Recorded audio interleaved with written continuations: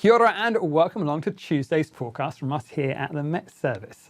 We'll start off by taking a look at the satellite picture, which shows plenty of clear sky and a fine looking story for many spots. Now, it's worth saying, as we head through the daytime today, we will find more cloud bubbling and building, particularly through places like those northern parts of Canterbury and around this eastern side of the North Island, leading to some fairly substantial showers, perhaps even merging together to give a longer spell of rain. And it's not out of the question we could catch the odd rumble of thunder as well in those areas. Watch as we go through the afternoon. You can see those areas of blue showing up quite nicely across the Wairarapa, those southern parts of Hawke's Bay, and across those more northern parts of Canterbury as well. Also notice a bit of white there about those higher parts of the Canterbury High Country. Snow perhaps down to around about 800 metres, enough to give perhaps a couple of centimetres of snow for the higher parts of, say, the Lewis Pass and Porters Pass as we head through the night time tonight.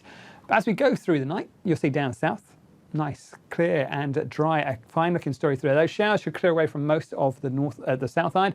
We'll keep hold of those showers though through parts of Hawke's Bay and Gisborne, Tairafti as we head through the night, and up in towards the northern parts there. We've got more showers to come for places like Auckland as we head through the night time tonight.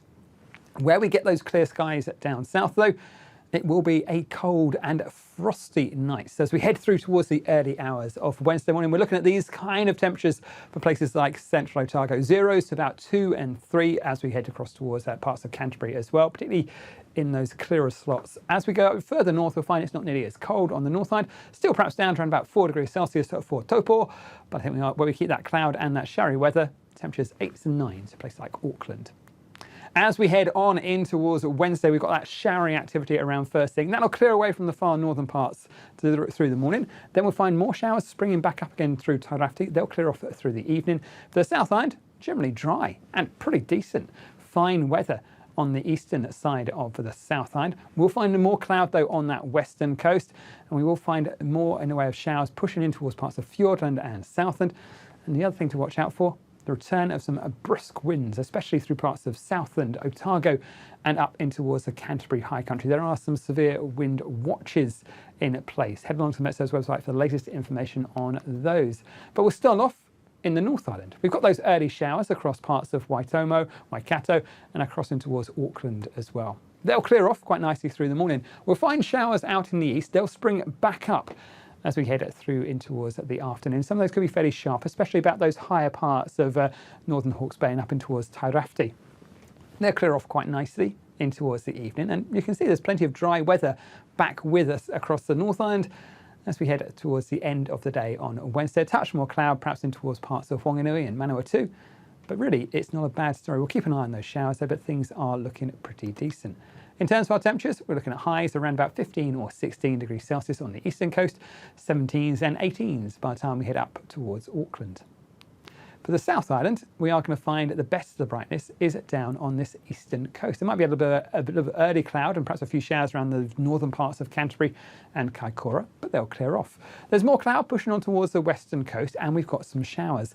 But you can see we've also got those strengthening winds around the likes of Foveaux Strait, Stewart Island, those southern parts of Southland.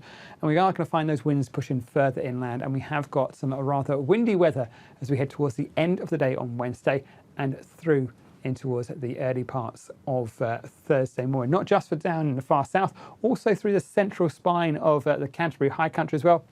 The winds perhaps reaching gusts of 90 to 100 kilometres an hour in the most exposed areas. So well worth keeping an extra eye on the forecast and being prepared for taking a little bit more time, especially if you're in any high-sided vehicles or in those kind of conditions. But we have got some severe weather watches in place for those winds. You can see they're really from the second part of the day on Wednesday, right the way through the night time, so the early hours of Thursday morning. But like I say, gusts perhaps 90 to 100 kilometres an hour in the most exposed areas as we go through the night, as we go through the end of the day on Wednesday and through the night into Thursday morning. Head along to the website for all the latest information on those watches. The good news with those winds, it's not nearly as cold. So lows back about 4 or 5 as we go through the nighttime. Daytime temperatures, not nearly as warm as we saw last week, but still highs around about 17 or 18 through parts of Canterbury. And a fairly different story compared to that western coast. We're looking at highs of around about 12 or 13.